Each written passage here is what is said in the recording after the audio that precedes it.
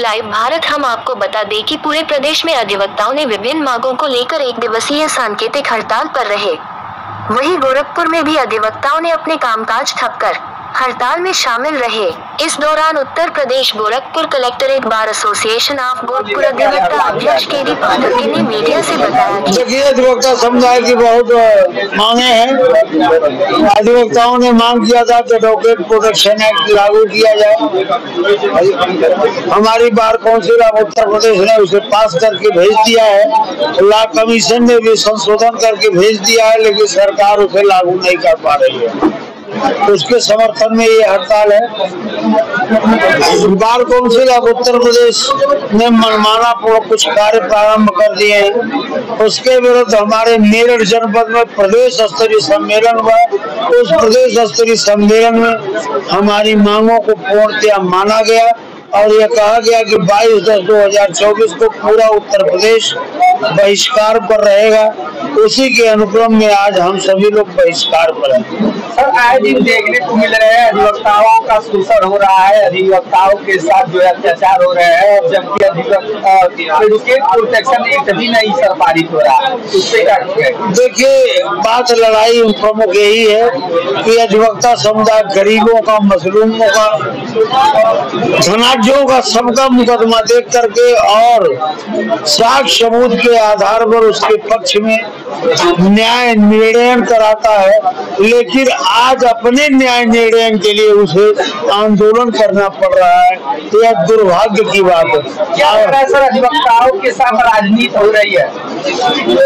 राजनीति तो देखिए ऐसी चीज हो गई है आज के डेट में कि इसका परित्याग तो किया ही नहीं जा सकता। जबकि आप सभी लोग जानते हैं कि देश हमारा गुलाम था। गुलामी की से भारत को स्वतंत्र बनाने में सबसे ज्यादा योगदान अधिवक्ताओं को रहा। अधिवक्ता समुदाय के लोग ही सबसे ज्यादा उच्च पदों पर जब देश स्वतंत्र हुआ तो आसीन रहे।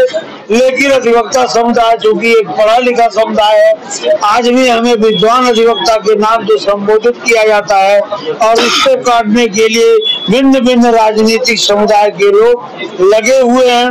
हमारी मांग है कि देखिए, बार काउंसिल में जब तो जो 25 सीटें हैं पूरे उत्तर प्रदेश में, उसे हर जनपद वाइज किया जाए। जितने जनपद हैं उतने बार काउंसिल के मेंबर होने चाहिए। दूसरी मांग हमारी सबसे प्रमुख जो है वो ये है कि अधिवक्ताओं की सुरक्षा और संरक्षा 100% सुनिश्चित की जाए। देखिए, जब हम मुकदमे की पैरवी करते तो दो पक्ष होते हैं। उसमें हम देखते हैं कि कौन पक्ष सबसे बढ़िया मजबूत है, उसके पास क्या साक्ष्य है, और जिसके मुकदमे की पैरवी करते हैं उसकी तरफ से साक्ष्यों को प्रस्तुत करके मुकदमे को अपने पक्ष में निर्णय कराना है। यदि हमारे पक्ष में निर्णय हो गया तो वह निर्णय एक पक्ष के विरुद्ध जाएगा। अधिवक्ताओं को प्रोटेक्शन न मिलने की वजह क्या है? प्रोटेक्शन न मिलने की वजह यही है कि यदि अधिवक्ता प्रोटेक्शन पा जाएंगे और सुरक्षित और संरक्षित हो जाएंगे तब और ही राजनीतिक दखलंदाजी शुरू करेंगे। इसलिए सरकार इसे लागू नहीं कर रही है, जबकि कई अन्य प्रदेशों में यह लागू हो चुका है। कलेक्ट्रेट के अध्यक्ष आप हैं, अगर जो है अधिवक्ता प्रोटेक्शन लागू नहीं होता है तो आगे सर क्या बना रहे हैं? आगे देखिए, प्रदेश स्तरीय हमारी समूह है, हमारी सोसाइटी है और पूरे अधिवक्ता प्रदेश भर के अधिवक्ता लगभग मेरे ख्याल से 60 लाख अधिवक्ता हैं और 60 लाख अधिवक्ता हैं। हर एक अधिवक्ता के पास कम से कम ऐसे 50 व्यक्ति समर्थक है जो उनके साथ खड़े रह सकते हैं। अब आप सोच रहे हैं कि 60 लाख अधिवक्ता और 50 व्यक्ति समर्थक यदि एक साथ खड़े हो जाएंगे तो प्रदेश की और देश की राजनीतिक पहलू बदल जाएगी। तो ऐसी स्थिति में मैं उत्तर प्रदेश सरकार से, भारत सरकार से, bar council of Uttar Pradesh से यह मांग करता हूं कि एडवोकेट प्रोटेक्शन एक्ट को तुरंत लागू किया जाए।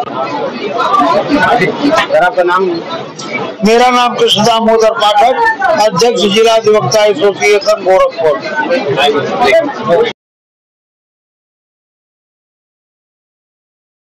एवं वरिष्ठ अधिवक्ता रत्नाकर सिंह। ने मीडिया से बात करते हुए बताया कि कोर्ट के फैसले पर अपनी प्रतिक्रिया देते हुए कहा कि अपनी अस्मिता, अपने अस्तित्व और अपने वजूद को बचाने के लिए अधिवक्ता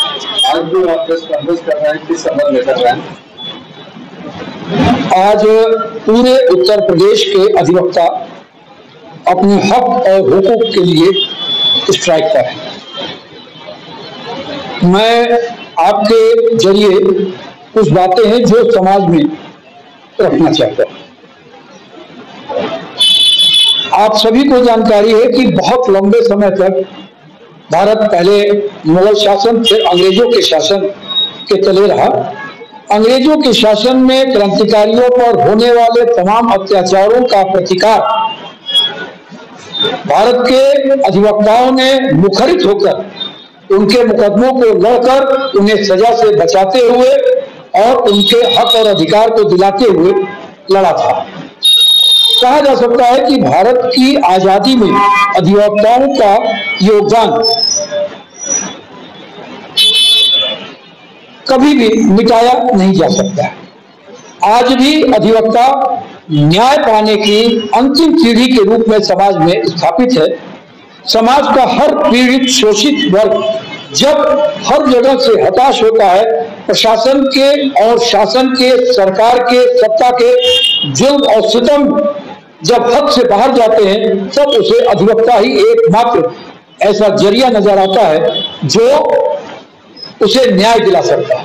लेकिन आज वही अधिवक्ता वर्ग अपने ऊपर अपनों ही के द्वारा किए गए अत्याचार और दमन से पीड़ित है, करा रहा है। मैं आप लोगों के सामने कुछ तथ्य रखना चाहता हूं। भारत में बार काउंसिल ऑफ इंडिया अधिवक्ताओं की सर्वोच्च संस्था है जो अधिवक्ताओं के लिए नियम, उनके हक की लड़ाई,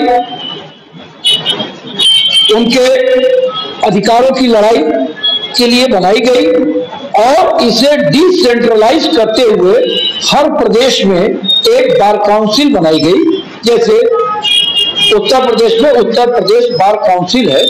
हर वो विधि स्नातक जो विधि करने के बाद विधि व्यवसाय में आना चाहता है, उसे बार काउंसिल ऑफ इंडिया और bar council of Uttar Pradesh में अपने को पंजीकृत कराने के बाद ही ये लाइसेंस मिलता है कि वो प्रैक्टिस कर सके।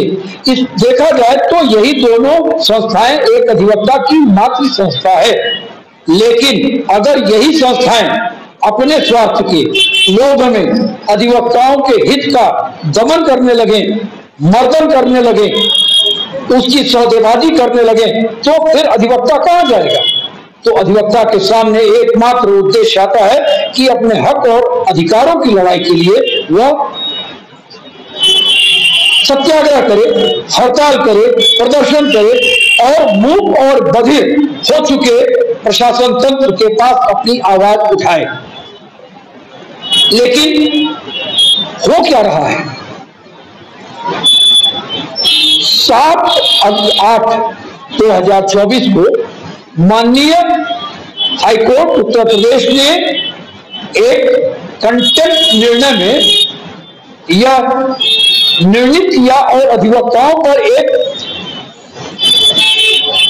विचार थोपा कि अगर वो किसी भी स्थिति में स्ट्राइक करते हैं तो इसे कोर्ट क्रिमिनल कंटेम्प्ट के रूप में लेगा, जिसमें उस बार के पदाधिकारियों का को सजा भी दिलाई जा सकती है और उनके ऊपर जुर्माना भी लगाया जा सकता है और उनके प्रैक्टिस के अधिकार को छीना भी जा सकता है। और इसमें जिसे कहावत है कोल में खाज हो जाना, उसमें हमारी जो बार काउंसिल ऑफ इंडिया और bar council of Uttar Pradesh, इन दोनों ने कतिपय स्वार्थ के लोभ में हाईकोर्ट के निर्णय में हाथ से हाथ मिलाते हुए कहा कि हम लोग तो पिछले साल भर से अधिवक्ताओं को कह रहे हैं कि आप स्ट्राइक नहीं कर सकते हैं, आप स्ट्राइक करने का अधिकार नहीं है, जबकि इन एसोसिएशनों को हम ही चुनते हैं, हर अधिवक्ता चुनता है। आप देखिए ये किस तरह हमारे अधिकारों का हनन करते हैं। न्यायिक अगर देखा जाए जो लिखा पढ़ी में है, एक विधि स्नातक को पंजीयन कराने के लिए कुल 750 रुपए की फीस है, लेकिन विभिन्न मदों में बार काउंसिलें 17,500 रुपए लेती हैं। और शिफत ये देखिए कि 5,000 रुपए ये लेते हैं कि अगर आपको तुरंत चाहिए तो हम 5,000 में दे देंगे। जो काम 750 रुपए का है उसके लिए 500, 7,500, 17,000 रुपए किस मद में लिया जाता है। जब हमारे ऊपर परेशानी आई कोविड के दौर में, तो बार काउंसिलों ने 700 और 600 रुपए पीड़ितों के नाम से देकर अपना पल्ला झाड़ लिया। करोड़ रुपए, कई करोड़, सैकड़ों करोड़ रुपए इनके पास रहता है, लेकिन इन लोगों ने अधिवक्ताओं के लिए कुछ नहीं किया। और आज ये अधिवक्ताओं के हित के विपरीत खड़े होकर दिख रहे हैं, जबकि ये स्वयं में कालातीत हो चुके हैं। 5 साल का इनका टर्म होता है, वो बीत चुका है। 6 महीने का एक्सटेंडेड कार्यकाल भी 6 अक्टूबर 2024 को खत्म हो गया। जब 6 अक्टूबर को इनका कार्यकाल एक्सटेंडेड भी खत्म हो गया, फिर अब ये किस अधिकार से हमारे पास दबाव बनाते हैं। दूसरे, आज अधिवक्ता कहीं भी सुरक्षित नहीं है। अधिवक्ता का कहीं कोई प्रोटेक्शन एक्ट नहीं है। अधिवक्ता जो नया आता है उसको कोई स्टाइपेंड नहीं दिया जाता है, जबकि तमाम प्रदेश के बार काउंसिलें नए अधिवक्ताओं को 5,000 से 10,000 रुपए स्टाइपेंड देती हैं, ताकि वो समझौते न करे, शुरू में अपने इस विधि व्यवसाय में सुदृढ़ रूप से लगे, क्योंकि आर्थिक आधार पर सुदृढ़ होने के बाद ही वो कुछ कार्रवाई कर सकता है।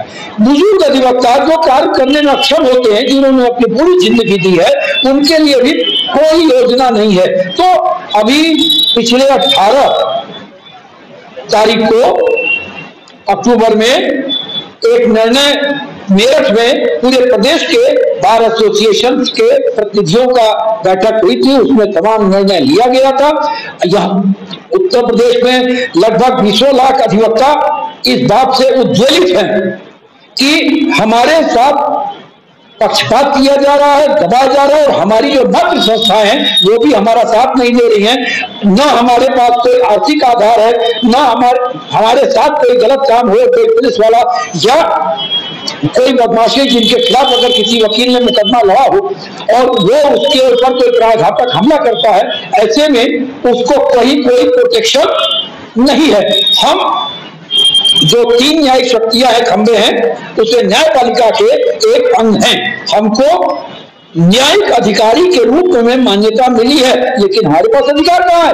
हमारे पास चेंबर नहीं है, हमारे पास वो क्या नाम है, गाड़ियों के पार्किंग की व्यवस्था नहीं है। आप देखें किसी भी कचहरी के बाहर चले जाएं, आपको अधिवक्ताओं की गाड़ियां लावारिस तौर पर खड़ी मिलेगी। गायब हो जाए, टूट जाए, फूट जाए, उसका कोई जिम्मेदार नहीं होता है। इस तरह की तमाम ऐसी मांगे जो अधिवक्ता के मान सम्मान और जीविकोपार्जन के लिए सबसे बड़ी बात। हमारे बीच का कोई अधिवक्ता अगर कार्य मर जाता है तो हम उसको श्रद्धांजलि ही दे सकते हैं और अपने फंड से कुछ देते हैं। सॉरी। तो हाई कोर्ट ने स्पष्ट कर दिया कि आप किसी अधिवक्ता के मृत्यु होने पर आप कार्य से, न्यायिक कार्य से विरत नहीं रह सकते हैं। आप 3 बजे, 3:30 बजे के बाद शोक सभा करिए। क्या हम अपने परिवार के अंग के लिए एक दिन उसके अंतिम संस्कार में अगर जाना चाहते हैं, फ्यूनरल में जाना चाहते हैं, तो क्या उसके लिए हम न्यायिक कार्य से विरत नहीं रह सकते हैं? लेकिन हमारे इन मानवीय अधिकारों पर भी चोट पहुंचाई जा रही है, जिसे लेकर समस्त अधिवक्ता वर्ग उद्वेलित है। हाँ, ये प्रश्न आता है कि हम क्या न्यायिक कार्य से विरत रहकर क्रिमिनल कंटेम्प्ट के भागीदार है? इस पर भी हमारे समस्त अधिवक्ता पूरी तरह से तैयार है कि आपको जिस पर भी कंटेम्प्ट चलाना हो आप चलाइए, हम अपने अधिकारों की लड़ाई को लड़ेंगे।